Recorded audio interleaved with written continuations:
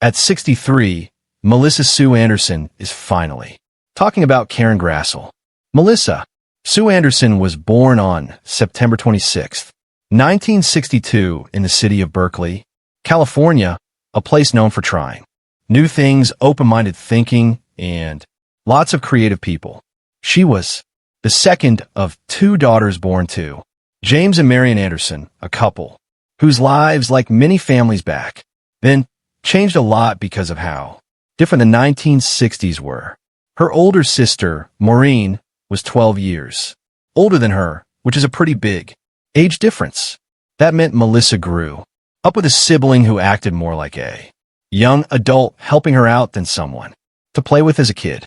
This situation gave her a special mix of doing things on her own and having someone to guide her when she was little.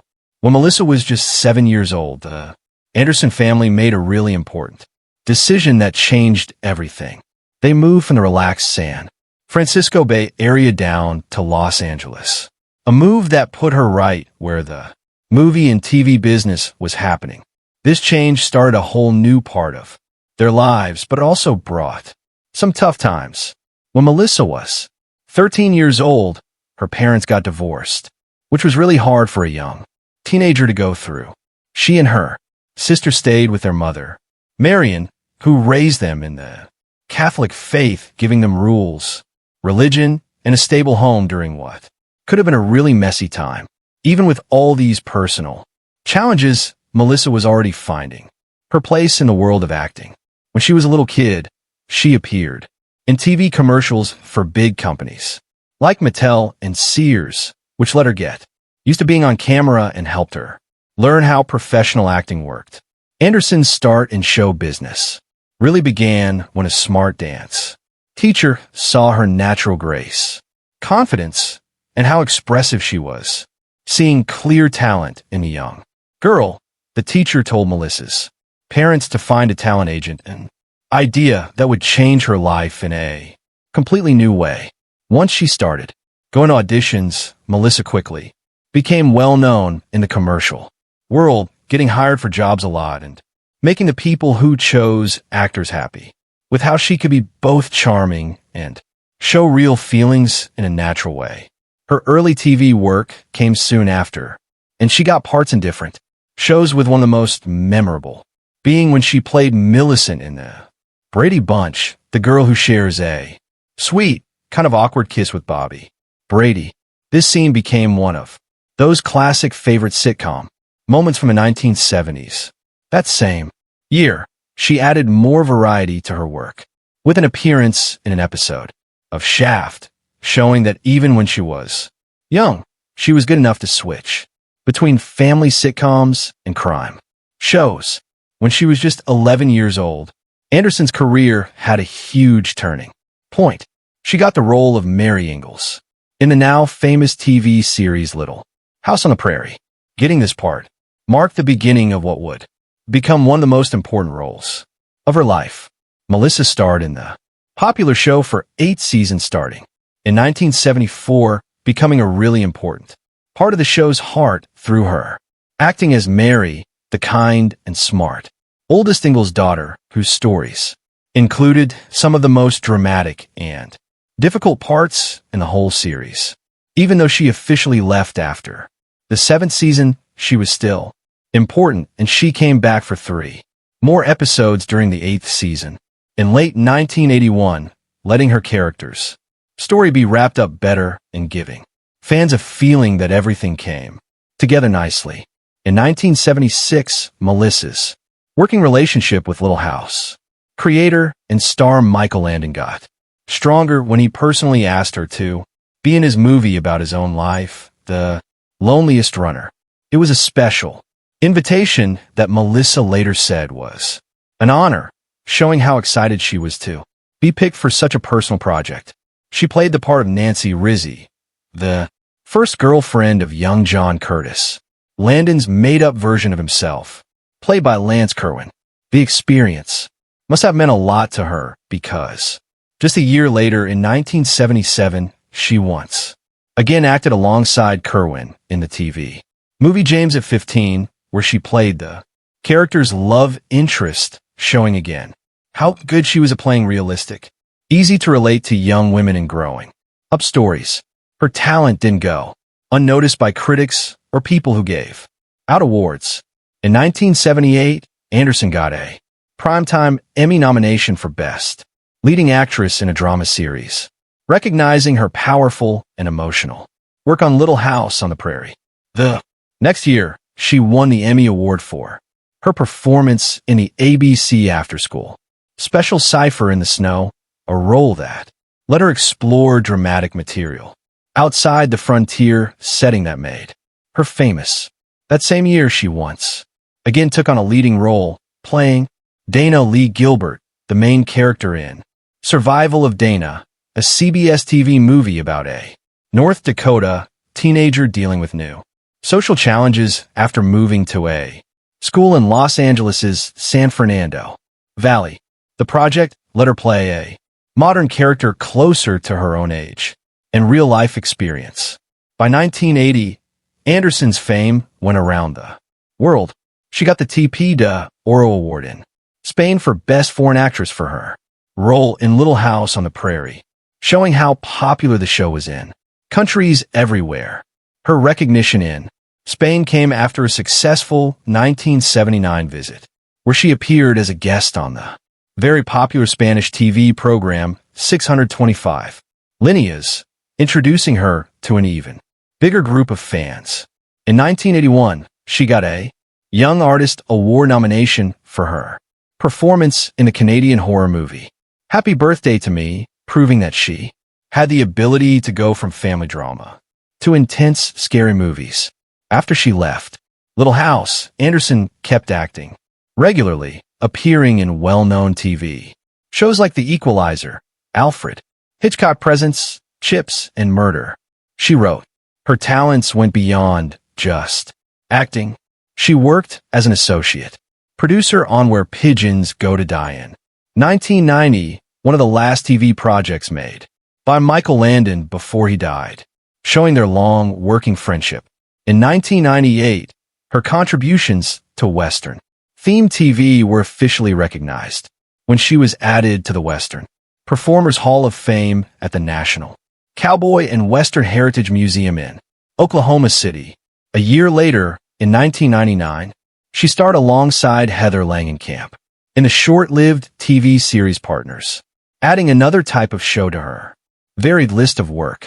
Much later, in 2014, Anderson made a quiet but meaningful return to acting, with a small uncredited role as Stash's mother in the movie Veronica Mars, giving longtime fans a small but nice look at her on the big screen once again. Melissa Sue Anderson's personal life took a really meaningful turn in 1990 when she married Michael Sloan. Their marriage quickly became something stable in her life, different from the crazy, fast pace of the entertainment world that had shaped so much of her childhood. Together, Anderson and Sloan had 2 children, each adding new parts to their lives. Their daughter, Piper, was born first, bringing a sense of joy and responsibility that Anderson fully accepted. Just a few years later, their son, Griffin, was born, finishing the family and giving Anderson the kind of settled home life she had wanted for a long time. She often talked about how being a mom changed her way of seeing things and changed what was important to her, pulling her attention away from the constant demands of Hollywood and toward a more personal, family-focused world.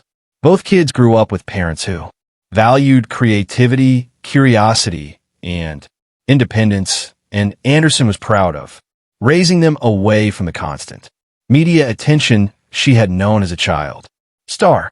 In 2002, the family made a big decision that would change the path of their lives. They moved from California to Montreal.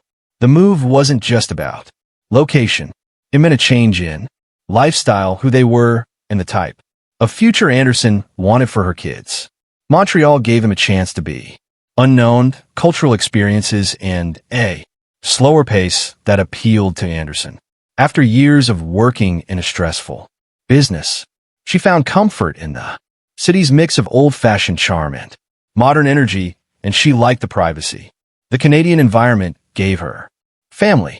This change also opened new, creative opportunities for Sloane, who kept developing and producing projects from another country while enjoying a different cultural setting. After several years of enjoying life in Canada, the family took another meaningful step. They became official Canadian citizens on Canada Day in 2007. Anderson often said that moment was symbolic, a time that marked not just a legal change but an emotional one.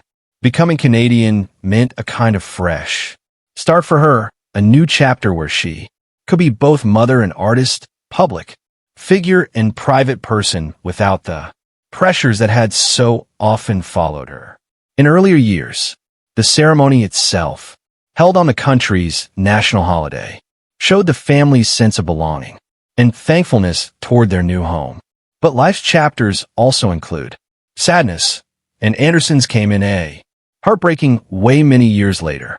Michael Sloane, who by then had gone back to New York City for work and creative projects, died on August 13, 2025. His death marked the end of a partnership that had lasted more than 30 years. A partnership built on love, working together, and always supporting each other. The loss was deep, affecting not only Anderson and their children, but also countless co-workers and friends who had known Sloane as a brilliant storyteller and a warm, thoughtful person. For Anderson, it closed a major chapter of her life, one filled with shared dreams, challenges, successes, and deep love. At 63 years old, Melissa Sue Anderson has reached a point in her life where looking back comes naturally, and with that looking back comes a willingness to open up about people and experiences she once wanted to keep private. After spending many years keeping a quiet, almost protective distance from a more dramatic behind-the-scenes stories of Little House on the Prairie, Anderson finally decided it was time to talk openly about Karen Grassle, the actress who played the beloved Caroline Ma Ingalls. Anderson explained that getting older brings a certain freedom along with a kind of emotional clearness that she didn't always have when she was younger. I'm finally in a place where I can talk about all of it, she said, and not feel like I'm stepping on anyone's toes or bringing up old problems. This sense of being mature, she added, let her share truths with a gentleness and fairness that she feels the story deserves. Her comments about Grassle were surprisingly honest, but said in a way that felt thoughtful, rather than trying to cause drama. Anderson started by recognizing Grassle's huge influence on the set when she was just a child actress. Karen had this calming motherly energy, she said. Even when things on set felt crazy or tiring for the adults, she was one of the people who made the place feel safe. For me, Anderson talked about how she watched Grassle handle the complicated world of TV production, long hours, people not getting along, creative fights, while still keeping a sense of dignity and staying calm. I learned a lot from her, she said, not just about acting, but about how a woman in this business carries herself. But Anderson didn't avoid the more complicated parts of their relationship either. She gently talked about the well-known tension between Grassle and Michael Landon, a subject she has carefully avoided for years. There were days when you could feel the tension on the set, she admitted. As a kid, you don't always understand it, but you can tell when adults aren't seeing eye to eye. She explained that while she stayed close to Landon, she also felt empathy for Grassle during those times. I could see she was trying her best, Anderson said. She cared deeply about her character, and she fought for things she believed mattered. That's something I respect more now than I did then. She even opened up about her own emotional distance from Grassle during filming, something fans often wonder about. When you're young, you sort of stick to your bubble, she said. I was close to certain people, and Karen had her group It wasn't hostility, just separate worlds. Now looking back, she sees that Grassle may have been carrying more weight than anyone realized at the time. I think she felt a responsibility to make my